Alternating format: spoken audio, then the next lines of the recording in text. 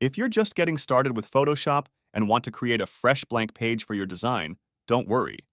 I'll guide you through the simple steps. Creating a new page is the very first skill every Photoshop user should learn. And once you understand these settings, you'll be able to set up any project with confidence. First, open Adobe Photoshop. Once it loads, click on the New File button. Here, you'll see all the preset details for your new page. At the top, you can rename your project to anything you want. Below that, you'll find the width box.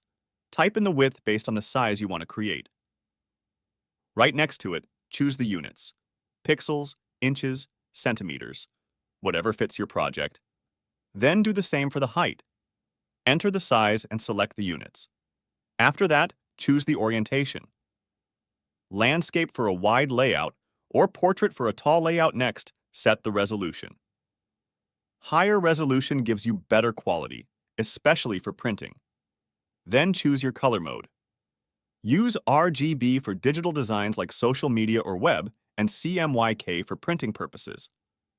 Once everything looks good, click the Create button. Your new blank page will be created instantly and ready for your design. And that's it. Creating a new page in Photoshop is quick and easy once you know the settings. If this tutorial helped you, make sure to like and subscribe for more simple Photoshop guides. Thanks for watching, and I'll see you in the next video.